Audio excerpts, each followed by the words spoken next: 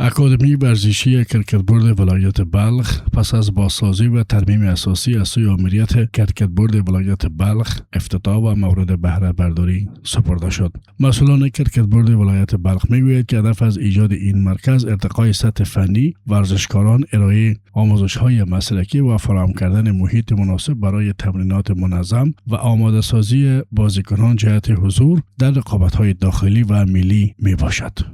دا اکاډمي مخکې ډېره ویجاړه او تخنیکي ستونزې درلودلې، نو دغه امریت وتوانېده په دې باندې د کرکټ امریت چې دا ستونزې او تخنیکي مشکلاتونه یې حل کړل.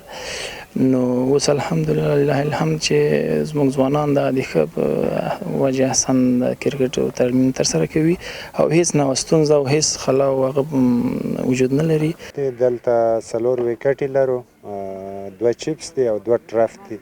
نو چیپس ویکټ کې صرف هغه لوبغاړو دپاره ده چې نوي لوبغاړي کرکټ ته مخه کوي، نو هغو دپاره یو ښه مناسب هغه ده چې دلته خپل هغه بیټینګ مهارتونه زده کړي پکې. او بل ټرف چې ده نو دا د ټولو لوبغاړو سینیر او جونیور ټول لوبغاړو دپاره. در این حال شماری از بازیکنان کرکتبورد افتتاح و گشایش این اکادمی را یک رویکرد مهم و اثرگذار خوانده و در راستای توسعه ورزش کرکتبورد ولایت بلخ مهم می‌داند. آنان میگویند که ایجاد چنین اکادمی زمینه رشد مهارت‌های تکنیکی، تمرینات منظم و آمادگی بهتر ورزشکاران را فراهم می‌سازد.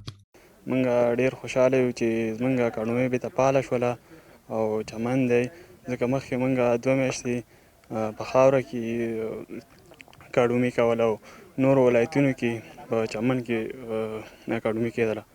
نو اوس موږ ډېر خوشحاله یو چې زموږ اکاډمي بېرته فعاله شوله او اوس ډېر خوشحاله یو. موږ دا واده کوو چې خپل کرکټ ښه خپل د کوچ سره ښه زده کړو. هر مشکل به موږ دا خواهش لرو چې دا حل شي او موږ ته ښه تورنمنټونه او ښه میچونه شي چې موږ ښه یو زده کړه وکړو. گفتنی است که علاقه‌مندی جوانان به ورزش کرکٹ در ولایت بلخ در سالهای اخیر به گونه چشمگیری افزایش یافته است. همکنون 12 تیم رسمی کرکٹ در ولایت بلخ فعالیت داشته و به صورت منظم تمرینات خود را دنبال می‌کند که این روند نویدبخش آینده روشن برای رشد و گسترش این رشته ورزشی در بلخ میباشد.